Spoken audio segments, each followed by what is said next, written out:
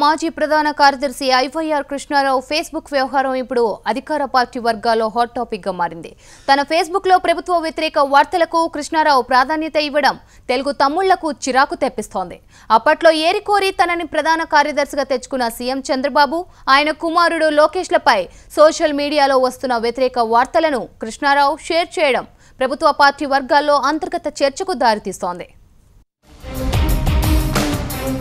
బ్రాహ్మణ కార్పొరేషన్ ఏర్పాటు చేసి కేబినెట్ హోదాతో సమానమైన చైర్మన్ పదవిని ఐవైఆర్ కృష్ణారావుకు కట్టబెట్టారు.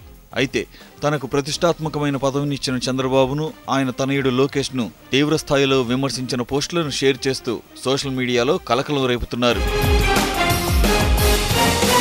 సోషల్ మీడియాలో విమర్శలను సరదాగా తీసుకోవాలి తప్ప కేసులు పెట్టడం నియంతృత్వమని ఫేస్బుక్లో కృష్ణారావు కామెంట్ చేయడం ప్రభుత్వ టీడీపీ వర్గాల్లో సంచలనం సృష్టించింది. గౌతమిపుత్ర శాతకర్ణి సినిమాకు వినోద పన్ను మినహాయింపు, బాహుబలి 2 అదనపు షోలకు అనుమతులు ఇవ్వడాన్ని తప్పుపట్టారు. టీటీడీ ఈవోగా తెలుగేతర అధికారిని నియమించడం మంచి పద్ధతి కాదని అభిప్రాయపడ్డారు. ప్రభుత్వాన్ని, సీఎం చంద్రబాబును నేరుగా విమర్శిస్తూ పెట్టే ఫోటోలు, పోస్టులను సైతం ఎఫ్బీ వాల్పై షేర్ చేస్తున్నారు. ప్రభుత్వానికి కులపిచ్చి అంటగట్టే పోస్టులను పెడుతున్నారు. కానీ ఎక్కడా తను చైర్మన్గా ఉన్న బ్రాహ్మణ కార్పొరేషన్కు విడుదలైన నిధులు, అమలవుతోన్న పథకాలు, చేపట్టిన కార్యక్రమాలను ప్రస్తావించలేదు.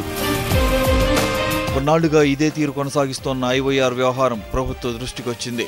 ప్రభుత్వం నియమించిన పదవిలో ఉంటూ ప్రభుత్వ విధానాలను విమర్శించడంపై పలు విమర్శలు వినిపిస్తున్నాయి. తన అభిప్రాయాలను సర్కారుకే చెప్పే అవకాశం ఉండగా ఫేస్బుక్లో విమర్శలు గుప్పించడాన్ని సర్కార్ సీరియస్గా తీసుకున్నట్టు తెలిసిందే. త్వరలోనే తనపై వస్తున్న విమర్శలకు సమాధానం ఇస్తానని ఈ వ్యవహారంపై ప్రశ్నించిన సన్నిహితులకు కృష్ణారావు చెప్పినట్టు సమాచారం. ఇది సరికాదని అన్నవారితో నేనింతేనని తెగేసి చెబుతున్నారు.